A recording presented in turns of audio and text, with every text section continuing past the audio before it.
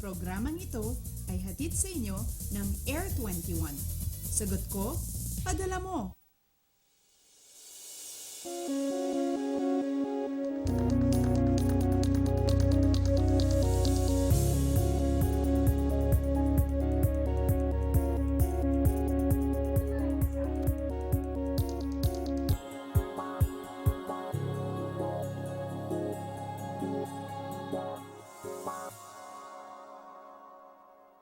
Maayong buntag, maayong aga, naimbag nga adlaw at magandang umaga Pilipinas. Kamusta ang inyong pahinga? For sure mas masarap ang tulog nyo dahil lumalamig na naman ang klima dulot ng hanging amihan. Napakabilis talaga ng panahon ano? Muli na naman nating malalampasan ang unang linggo ng Nobyembre. Para sa mga estudyante na nakabakasyon pa rin hanggang ngayon at may plano pa para sa huling hirit sem break activities at kay nanay naghahanda ng almusal, tutok lamang po dahil importante nakahanda tayo lalong-lalo na sa lagay ng ating panahon. Live mula sa Pag-asa Weather and Flood Forecasting Center, ito ang Panahon TV na mula Lunes hanggang Linggo, unang maghahatid sa inyo ng pinakabagong ulat panahon. Sabay din kaming mapapanood via online streaming sa www.ptv.ph. Ako po si Eunice Suntayas ang inyong makakasama ngayong Thank God It's Friday, November 4, 2016. Gawing mas memorable ang unang Biyernes ngayong Nobyembre at kuhanan ng pictures ang ganda ng ating sunrise. Ito ay sa ganap na 5:53 ng umaga habang ang sunset naman ay 5:27 ng hapon. Iba't ibang weather systems ang umiral sa loob at labas ng ating bansa. Sa puntong ito, makakasama na natin ngayon ang isa sa mga Pag-asa weather forecaster, Mr. Meno Mendoza. Unahin na po natin itong dalawang sama ng panahon sa labas ng ating Philippine Area of Responsibility. Ano na po ang pinakahuling datos ng Pag-asa dito? Una sa lahat, magandang umaga Eunice at magandang umaga sa ating mga kababayan. At para nga sa ating update tungkol sa mga sama ng panahon na nasa labas ng ating Philippine Area of Responsibility, unang-una na rito itong si Tropical Storm na Semiari na nasa layong 1,520 kilometers nga ng Luzon at sa kasalukuyan, ito may taglay na lakas na hangin umabot sa 65 km per hour malapit sa gitna at may mga pagbugso naman na umaabot sa 80 km per hour. At ito'y patuloy nga kumikilos na pahilaga sa bilis na 7 km kada oras. Samantalang ito namang ating tropical depression, ito'y nasa layong 2,080 kilometers silangan ng extreme northern Luzon. Ito'y may taglay na lakas na hangin umabot naman sa 55 km per hour at may mga pagbugso naman na umaabot sa 70 km per hour. At ito'y patuloy naman kumikilos sa direksyong west-northwest sa bilis na 11 km kada oras. Ang nasabing mga sama ng panahon na nasa labas ng ating Philippine area ay hindi pa naman nakakaapekto sa ating bansa dahil ito nga ay nasa labas pa ng ating Philippine area. And Mr. Meno, kahapon po ay pinaliwanag yung posibilidad na magsama itong dalawang sama ng panahon. Maaari niyo po bang ipaliwanag sa amin ang maaaring mangyari dito sa senaryong ito? Okay, nangyayari lamang ang pagsasama ng dalawang bagyo kung ang isa dito ay hihina o magiging isang low pressure area na lamang. Subalit kung ito ay magiging isang tropical storm o depression, ito ay imposibleng magsama. Magkakaroon lamang sila ng interaction. Magiging posible lamang pagsasama kung ang isa ay magiging isang low pressure area.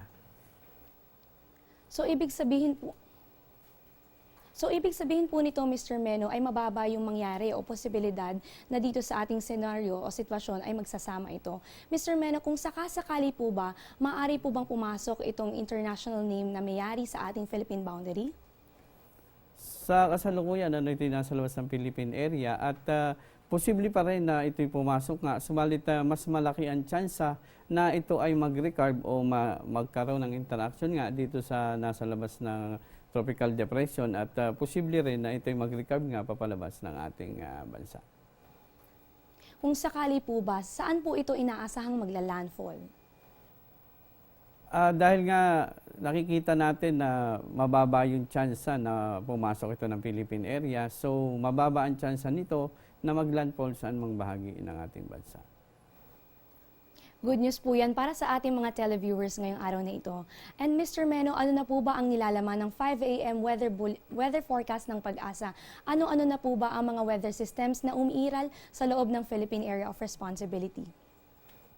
Para naman sa magiging lagay ng ating panahon sa araw na to, ano, dahil patuloy pa rin meron tayong isang low pressure area, itong low pressure area natin, nasa layong 95 kilometers silangan ng Katarman na Northern Samar. Ito yung magdadala ng katamtaman hanggang sa kuminsan ay malalakas na pag-ulan. Dito nga sa Bicol Region, gayon na rin sa silangang Kabisayaan at gayon na rin sa probinsya ng Quezon at Aurora. At samantalang yun ang ating Intertropical Convergence Zone o ITCC, magdadala yan ng mahina hanggang sa katamtamang mga pag-ulan dito sa Mimaropa, sa nalalabing bahagi ng Calabar Zone, gayon na rin sa nalalabing bahagi ng Kabisayaan at Mindanao. At dahil umiiral pa rin yung ating amihan, yan naman ang magdadala ng mga mahihinang pag-ulan dito nga sa Metro Manila at sa nalalabing bahagi ng Luzon. Mr. Meno, nabanggit niyo po itong LPA. May tsansa po ba itong ma-develop sa isang ganap na bagyo? Para sa ating LPA, hindi natin inaasahang magiging ito isang bagyo. Ito'y patuloy lamang na tatawid nga dahil ito'y nakapaloob sa ating ating ITCC. Ito'y tatawid lang ng kalupaan na siyang magdadala ng mga pag-ulan sa nabanggit na mga lugar.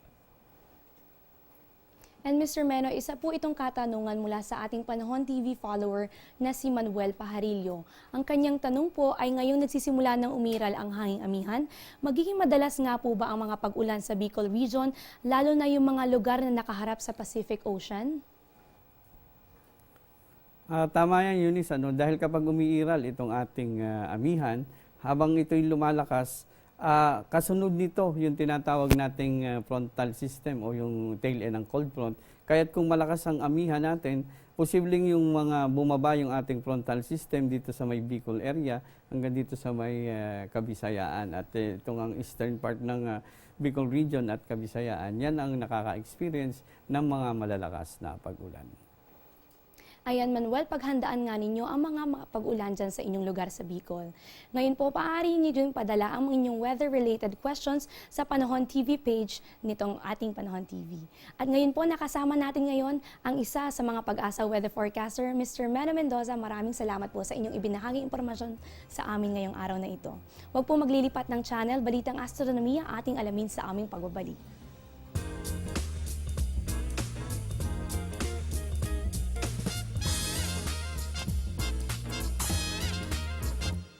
Get timely and reliable Philippine weather information anytime, anywhere through the Panahon TV mobile app, a multifunctional mobile app that brings you weather updates sourced directly from Pag-asa. The app provides a complete 3-day weather forecast at your location. It also allows you to ask or share the weather to the community. It has auto alerts for thunderstorm advisory, rainfall warning, and storm signals over your area. Download for free today, available at Google Play Store and iOS.